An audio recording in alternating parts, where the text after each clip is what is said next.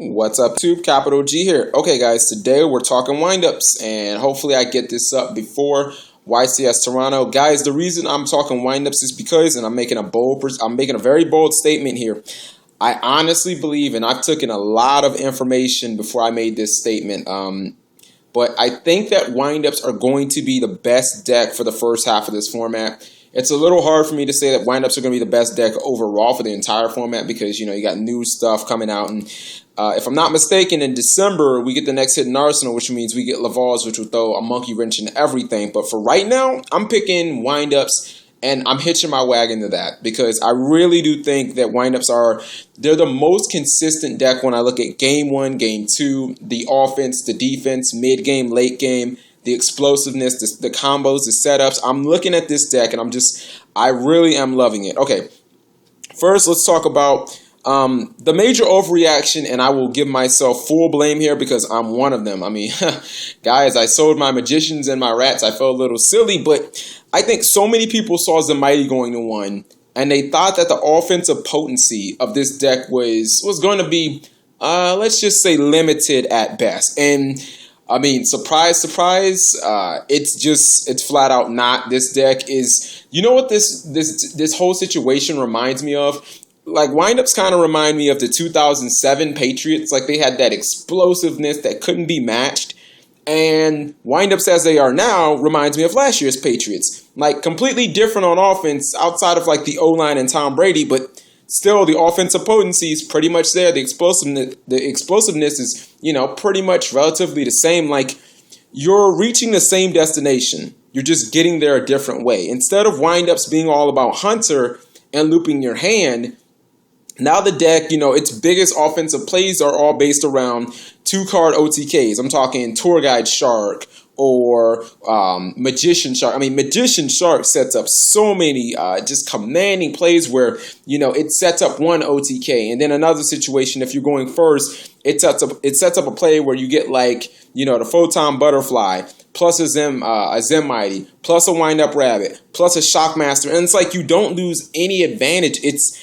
Oh my goodness, the deck offensive prowess is, right now, I would say in this format, it's second to none. I'm going to have an annotation to Team Minority's video where basically they show off these wind-up combos. But the major issue that I think that windups addressed is the mid to late game. And this is the reason why I think that the deck is going to be so good. Just because a deck is offensively explosive doesn't make it the best deck. Otherwise, I look at Chaos Dragons and I didn't think too highly of the deck. I thought it was a one-trick pony for the most part. But I would not give the deck the crown just off offensive explosiveness. I look at the fact that a ton of people are now main decking.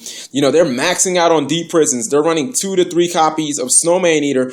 And I think this is going to solve the biggest problem for the deck, which obviously is Thunder King Raioh. I don't know how much stock I really want to sell on that because, Thunder King Raioh is pretty much a problem for almost every deck in the format outside of Fog Monarchs and Insectors, mainly Insectors because Hornet is a card. But I look at these cards and I think you've basically answered the biggest problem you had. The biggest problem before with windups were they could loop your hand, but honestly, you could actually come back. And the deck really didn't have anything outside of that. Now it's like we have these good standalone cards. We now don't have to panic if you get a big monster on the field. If you get a graph on the field, I don't go into panic mode thinking, oh my God, I can't get over this. It's as simple as play a deep prison and I'm pretty good. Snowman will answer the Thunder King. And a lot of the reason why I'm sold on windups, again, not just because I feel like with these 2 cards, the deck has Thunder King answered. I think that the Dino Rabbit matchup is no longer an issue. You will no longer have nightmares. And believe me, guys, when I played Dino Rabbit in Charlotte, I made a living off destroying windups because Doka was a card and it existed. And, to be completely honest, all you needed was a Doka and half a brain. You didn't need a full brain. A Doka and half a brain, and you were going to beat windups. It really was that simple. But now I look at the deck against Dino Rabbit, and I think something has to give here. Dino Rabbit keeps getting hit little by little. Windups, for the most part, they got hit, but they haven't lost anything. And I look at the matchup, and I say, with main deck Snowman Eaters and main deck Deep Prisons, okay, this is the best opportunity windups that you have.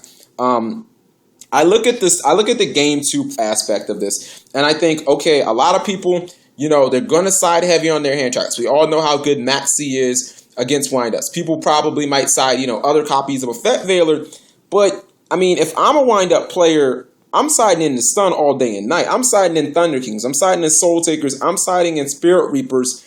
And, your Effect Veilers, your Maxis, what are they going to do? What are they going to do against a Thunder King? What are they going to do against a Soul Taker? So I think game 2, windups is still a very, very solid deck. I don't see a ton of great side deck cards. I mean, if your answers are Thunder King and Maxi, they're not going to be that great when I side in the Stun and when I have main deck cards to answer Thunder King. I look at this format being very back row heavy. And I actually got this idea from Turk the Pally. He made a very good point. If your opponent has 3 back rows, there's not a lot of monsters that I feel comfortable summoning into that, outside of like floaters like Sangan or Stratos or something like that. But, I mean, you can have all the back row you want. I mean, what you're going to do when Wind Up Rabbit runs wild on you? I mean, outside of a warning, like, Wind Up Rabbit is going to be a beast of a card. The more back row we see in this format, the more live this card is going to get. So don't ever forget how amazing this card is. The one matchup I will say, and this is a matchup where I think if you run into this deck, your panic meter has to be at least at an 8 minimum. It's Heroes. Heroes just, I'm flat out, I won't even ease into it. Like, Heroes just have it all over windups. The main reason is, well, for one, they have Skill Drain. Skill Drain is a card, and Skill Drain it tells windups, no, just turn your entire deck just turns off, basically.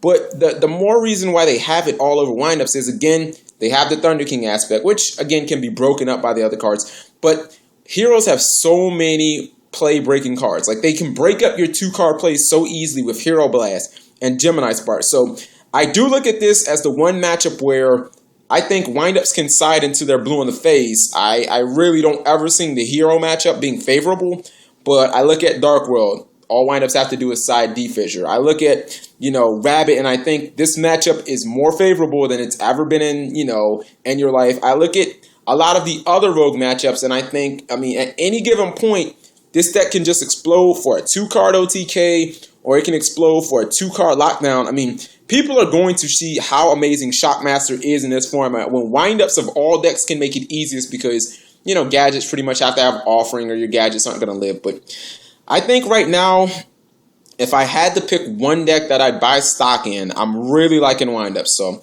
let me know what you guys think. If you think I'm overselling the deck, and if we get a whole bunch of likes. I actually have a tech video that I want to do.